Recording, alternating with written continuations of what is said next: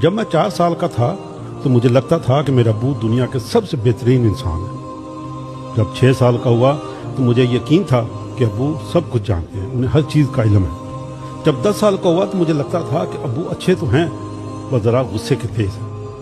جب 12 سال کا ہوا تو سوچا شاید اب ابو پہلے جیسے نہیں رہے۔ جب 14 سال کا ہوا تو ابو مجھے اب بہت پرانے خیالات کے لگنے لگے۔ جب 16 سال کا ہوا تو سوچا ابو کو آج کے دور کا کیا پتا، انہیں کچھ بھی علم نہیں۔ جب 18 سال کا ہوا تو دل میں خیال آیا ابو میں اب برداشت بالکل بھی نہیں رہی۔ اور جب 20 سال کا ہوا تو مجھے یہ لگا کہ ابو کے ساتھ رہنا مشکل ترین کام ہے، اور حیرت ہوتی تھی مجھے امی پہ کہ امی بیچاری کیسے نبھاتی رہی۔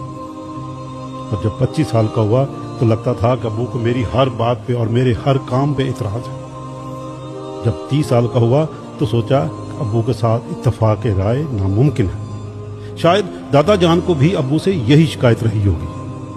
پھر جب 40 سال کا ہوا تو محسوس ہوا کہ ابو نے ہماری پرورش بہت اصولوں سے کی تھی، اور میں بھی اپنے بچوں کو اب ایسا ہی بنانا چاہتا ہوں۔ جب 45 سال کا ہوا تو بڑا تعجب ہوا کہ ابو نے ہم سب کو کیسے سنبھالا تھا۔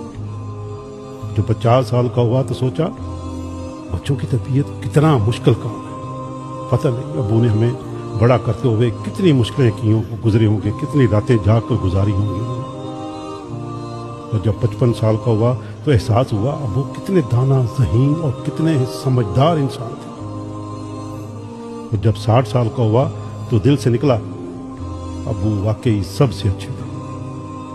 دوستو 56 سال لگ گئے، لیکن زندگی نے گھما کے وہیں لا کھڑا کیا جہاں سے سفر شروع ہوا تھا، کہ میرے ابو سب سے بہترین ہیں۔